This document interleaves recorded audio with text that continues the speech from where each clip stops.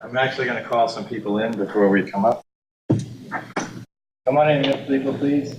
Come in, please. Can I say something? I'm sorry, Tim, before you say something, we just realized at our table, I'm Lois Nora, good afternoon. There may be some people in the room who don't know what these postcards are.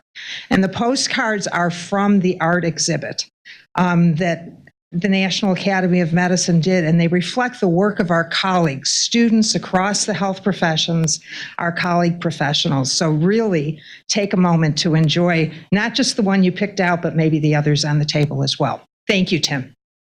Thank you. There's a couple of announcements. Actually, one of the announcements I was going to make was exactly what Dr. Nora just made. No. It's fine. Your individual cards, there are boxes outside. If you could drop them in, we would love to have you drop them in as you leave. These cards you can keep. They are one of the souvenirs that you get from the National Academy of Medicine. I've asked some people to come in, and I'd like actually all the people who are sitting at the staff tables from the National Academy of Medicine and the ACGME to stand, please, for a second. These are the people who have taken care of your well-being all day long. And this is part of our meeting planning staff and people who've worked behind the scenes to put things together. So could you give them a round of applause?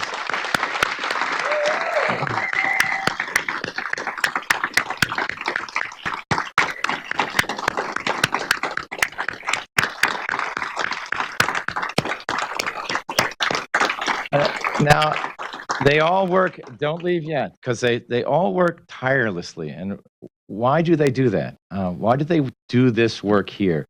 Well, they do get paid, but that's not the primary motivation. Taking care of your well-being is really important, but that's not the primary motivation. You might be surprised at the ACGME that our mission is not to accredit. Our mission is to use accreditation for the good of the health of the patient, of the health of the public. That's what happens here. That's what happens at the National Academy of Medicine. That's what happens at all of our organizations. Sharon puts the food out because she knows what happens here benefits people in the hospital. Mar does her work back there with the mysterious work with the audio visuals because she knows what she's doing here ultimately impacts the same thing. Her North Star, their North Star is the same as our North Star. And they take that really seriously. Everybody here is part of that. So one more round of applause, and then you can sit if you want. You can sit. Sit at the table. Go ahead, sit down. Yeah, sit. Don't be shy. You're part of the team. Because you're using, you have to sit because you're using up my precious time. Sit down here. At one point, Dr. Jordan Cohen, who was the head of the AAMC before Darryl Kirch was, and he's one of the greatest speakers I've ever heard in my life, came up and said, "You're the most eloquent person I've ever heard." And I said, "I am?" And he says, "Yes, so I need a word of advice. I have a friend who has someone that he's not married to, but that he's living with, and I need to know what to call her." And I said, "Significant other?" And he stormed off saying, "That's not eloquent," as I left. I do not feel adequate to this task. I do not feel eloquent at this task to sum this meeting up, to give reflections at the end. We talked about a lot of things today and had some very, very moving experiences and epiphanies. So I'll stumble through and start as best I can. I'd like to start where Jordan started. Our effort in this area of well-being, meaning the ACGME, started in about 2011 with the family of a fellow who was a star at Harvard Medical School and a star at Stanford Surgical Residency Program, took his fellowship at one of the institutions here, and 4 months into his fellowship, jumped off a building and took his own life. Dr. Baldwin and I have been meeting with them since then. And I met with his mother last week, who's writing a book about Greg, and who's writing a book about the well-being efforts, and just wanted to know everything that we're doing. And when I laid out all of the things that all of our institutions are doing, and the NAM is doing in particular, it was astonishing to appreciate where we've come. There were lots of us laboring in the vineyard of well-being or burnout or stress, and it felt like Sisyphus pushing a boulder up a mountain. It was 2 short years ago, when this effort started. And look where we are now. This was a bellwether meeting in lots of ways. Build on this appreciation. We're talking about the clinical learning environment, which is sort of where an alchemical transformation happens, where we turn people who want to be clinicians into clinicians. And it's a journey of mastery that we put people on for the rest of their lives. You're all on that journey the same way as an intern on his or her first day will come in July. And we're talking about culture change in that clinical learning environment. Culture is hard to change.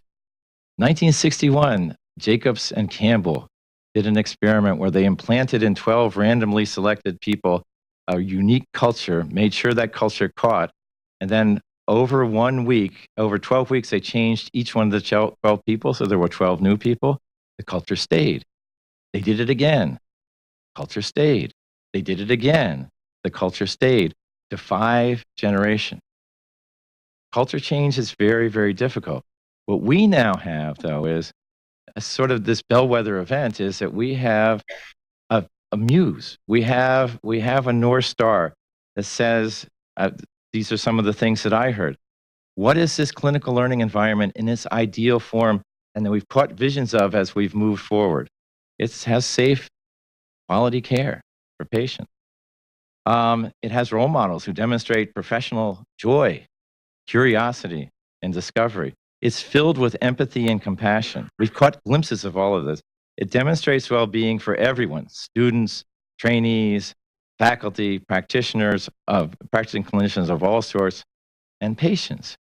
It has enlightened leadership. Look at where we are. So we put this out there and said, what is it that's the one variable that we need to really look at? One of them is time. The time that clinicians have to really follow the North Star, which is what? You can all articulate it. It's all about the patient. It's all about the connection to the patient. And what we've done systematically in our clinical learning environment in some ways is taken time away from that.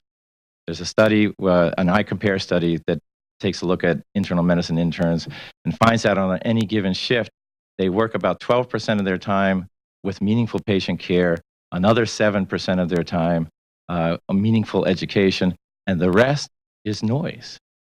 80% of the time is noise.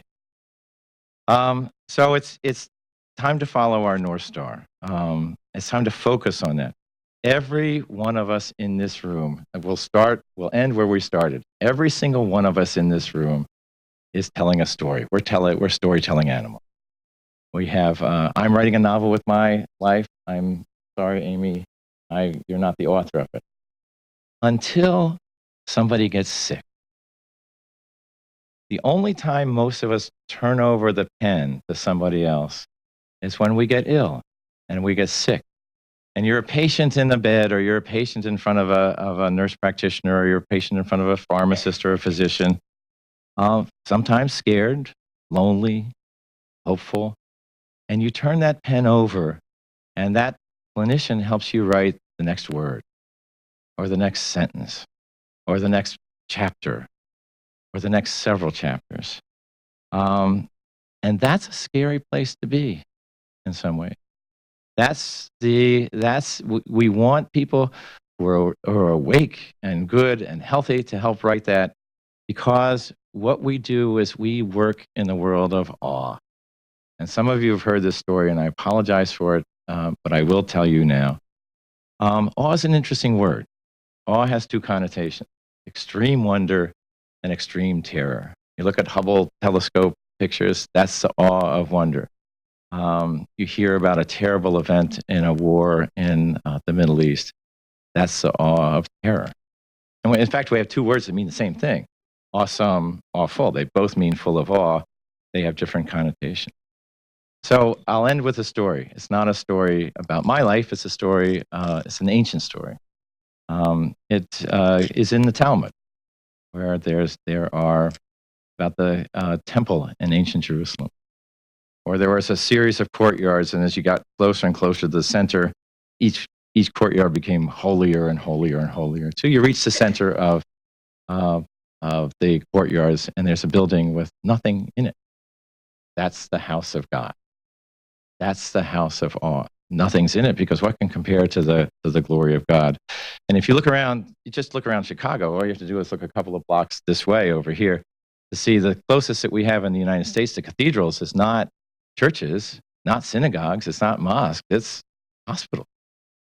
It's places where we care for people.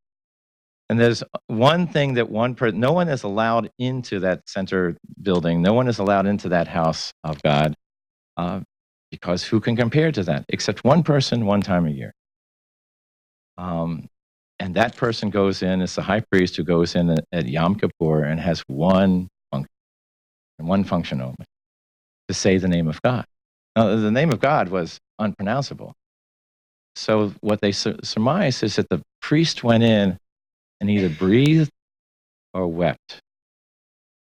Our trainees, our students, our practitioners, our faculty, our nurses, our pharmacists, our dentists, our physicians work in a place where people take their first breath or they take their last breath, where people cry tears of joy because what would have been thought of just a few short years ago as a miracle has happened to them and changed their lives in ways that they could not even have imagined. They weep tears of pure grief, the death of a loved one, etc. That's sort of the environment that we put our trainees in and that you're in. And that can be a lonely and despairing place once in a while. That's the place of awe.